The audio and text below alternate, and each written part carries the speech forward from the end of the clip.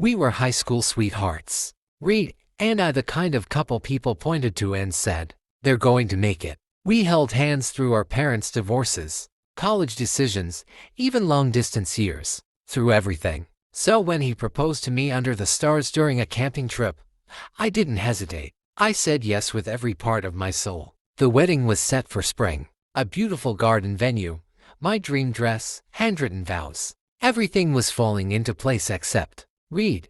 Something about him started shifting. He became distant, distracted. He'd stare off during conversations, miss appointments with the planner, even forget my birthday dinner until I reminded him. I asked him if he was okay. He said work was just intense. But I knew Reed, and that wasn't it. 2 weeks before the wedding, I found a receipt in his jacket pocket for a hotel room. The date matched one of the nights he claimed to be working late. My heart dropped, but I told myself not to jump to conclusions. So, I waited and watched. 3 days later, I followed him. He wasn't at work. He wasn't at his friend's house like he said. He was with her, a woman I'd never seen before, tall, elegant, the type who wore red lipstick in the middle of the day. They laughed over lunch, held hands across the table. Then they kissed. I remember sitting in my car shaking, not crying, just shaking. That night, I didn't confront him, not immediately. Instead, I went back home and sat with my wedding dress. I touched the fabric,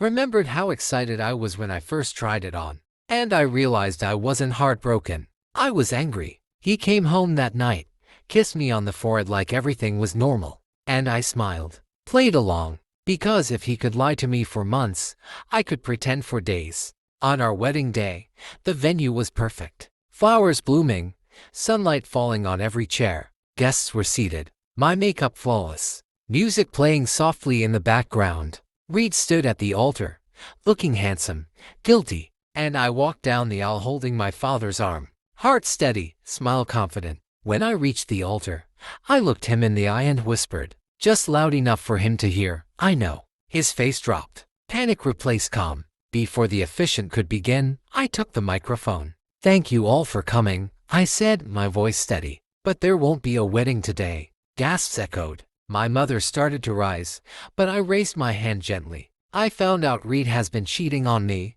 I continued, with someone he thought I'd never discover. But I did.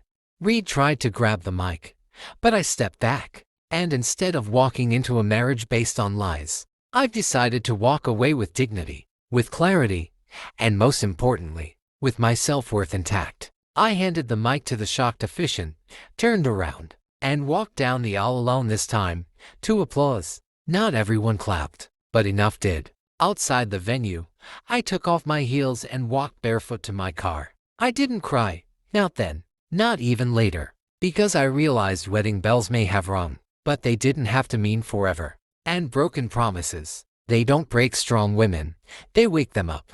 Thanks for watching. Please like and hit the subscribe button.